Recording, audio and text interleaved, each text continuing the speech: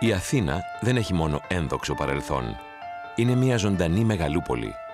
Με τα έργα υποδομής που κατασκευάστηκαν για να φιλοξενήσουν τους Ολυμπιακούς Αγώνες του 2004, η Αθήνα υποδέχεται τον 21ο αιώνα με τον αέρα της σύγχρονης ευρωπαϊκής πρωτεύουσας. Εδώ, στο κέντρο της, εγκαινιάστηκε το Δεκέμβριο του 2003 το Διεθνές Συνεδριακό Κέντρο του Μεγάρου Μουσικής.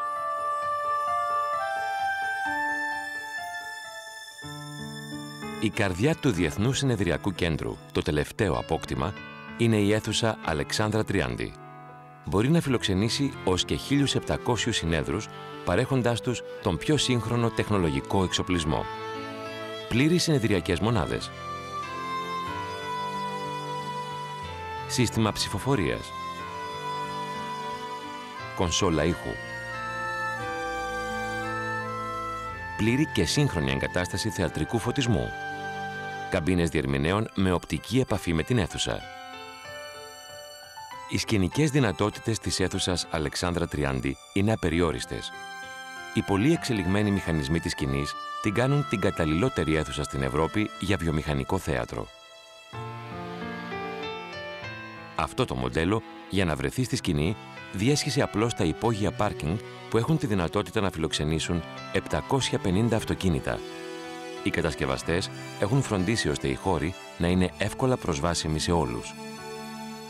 Παρά το μέγεθός της, την επιβλητική της αισθητική και τον άρτιο τεχνολογικό της εξοπλισμό, η αίθουσα Αλεξάνδρα Τριάντη δεν είναι παρά ένα μόνον τμήμα του Διεθνού Συνεδριακού Κέντρου. Στο ίδιο αρχιτεκτονικό συγκρότημα λειτουργεί η διάσημη για την εξαίρετη ακουστική της αίθουσα Φίλων της Μουσικής, που έχει κατακτήσει ένα διεθνές καλλιτεχνικό κύρος με την υπερδεκάχρονη λειτουργία της και έχει φιλοξενήσει ήδη πολλά συνέδρια.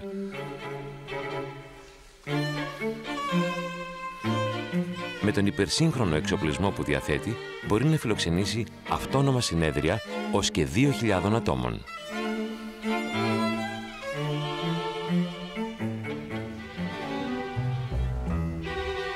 Η αίθουσα Νίκος Καλκώτας, που εγκαινιάστηκε το 2004, μπορεί να φιλοξενήσει μικρότερα συνέδρια ή παράλληλες συνεδριάσεις συνεδρίων που χρησιμοποιούν τις μεγάλες αίθουσες. Ιδιαίτερα προσεγμένη στο τεχνολογικό της εξοπλισμό, διαθέτει την απαραίτητη τεχνική υποδομή ακόμη και για τα πιο απαιτητικά συνέδρια.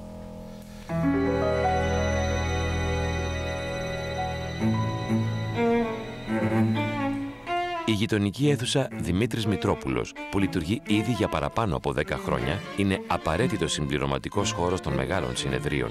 Αποτελεί όμως και ιδανικό χώρο για μικρά συνέδρια και διαλέξεις.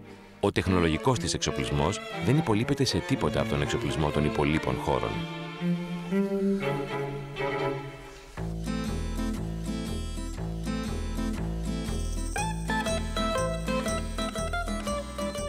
Χώρος εστίασης που μπορεί να φιλοξενήσει 900 άτομα για καθιστό φαγητό, αίθουσα συνεδριάσεων για 1.500 άτομα σε θεατρική διάταξη, αλλά και αίθουσα επιδείξεων, η αίθουσα Banquet προσφέρεται για τον συνδυασμό όλων αυτών των χρήσεων, αλλά και για την κάθε μία ξεχωριστά. Διαθέτει σκηνή και μπορεί να φιλοξενήσει ταυτόχρονα ένα γεύμα με μια καλλιτεχνική εκδήλωση, όπως και τις απαραίτητες για τα συνέδρια δεξιώσεις.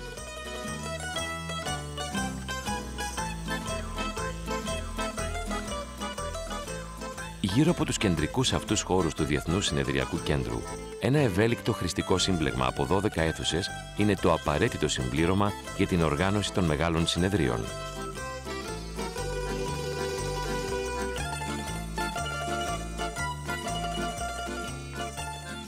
Τα 1.500 τετραγωνικά μέτρα του εκθεσιακού χώρου συμπληρώνουν την ευελιξία και τη χρηστικότητα του Διεθνού Συνεδριακού Κέντρου με τη δυνατότητα οργάνωσης θεματικών εκθέσεων.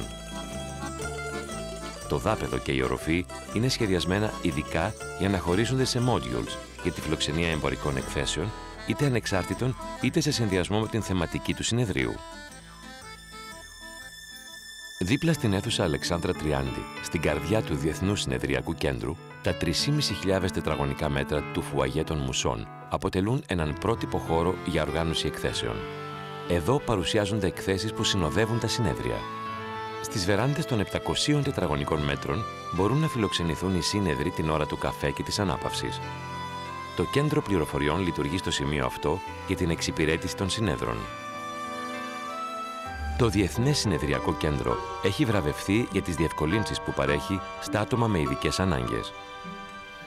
Σε μια πόλη σαν την Αθήνα, όπου η ηλιοφάνεια στις καλές χρονιές αγγίζει το ρεκόρ των 360 ημερών το χρόνο, οι υπαίθριοι χώροι είναι τμήμα της καθημερινότητας. Το Έθριο των Μουσών αποτελεί φυσική προέκταση του κεντρικού κτηρίου και έχει σχεδιαστεί ειδικά για συνεδριακή χρήση, δεξιώσεις και εκθέσεις.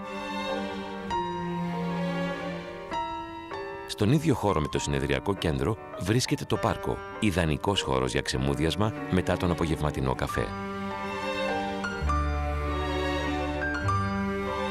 Η αισθητική του χώρου είναι απαραίτητο συμπλήρωμα ενός τεχνολογικού εξοπλισμού, ο οποίος ανταποκρίνεται στις πιο σύγχρονες απαιτήσεις. Η σοβαρότητα, για να είναι αποτελεσματική, οφείλει να συμβαδίζει με το καλό γούστο.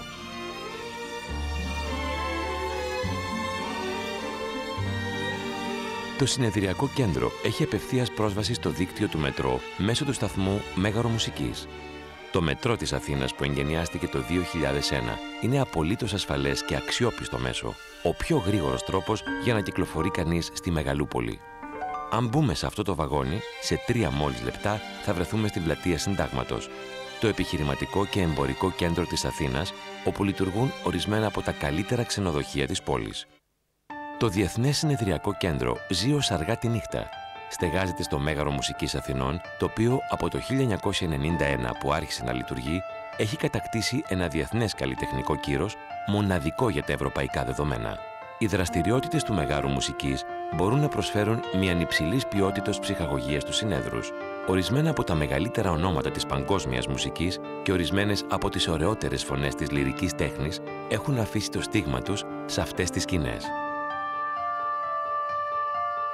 Η ζωή της Αθήνας έχει αλλάξει ριζικά τα τελευταία χρόνια.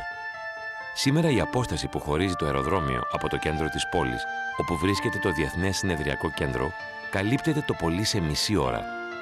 Το αεροδρόμιο Ελευθέριος Βενιζέλος της Αθήνας είναι το πιο σύγχρονο ευρωπαϊκό αεροδρόμιο. Οι Αθηναίοι συνηθίζουν να λένε ότι το Μέγαρο Μουσικής Αθηνών άλλαξε τη ζωή της πόλης τους. Η λειτουργία του Διεθνούς Συνεδριακού Κέντρου συνδυάζει την τελευταία λέξη της τεχνολογίας ως προς τον εξοπλισμό του με το ήδη κατακτημένο κύρος του χώρου στον οποίο στεγάζεται. Ένας χώρος ευέλικτος στο κέντρο μιας μεγάλης ευρωπαϊκής πρωτεύουσας, κατασκευασμένος για να ανταποκρίνεται στις ανάγκες των πιο απαιτητικών συνεδρίων. Ένας χώρος που μπορεί να φιλοξενήσει ως και 7.000 συνέδρους και συνδυάζει την άρτια υποδομή με το καλό γούστο και την αισθητική.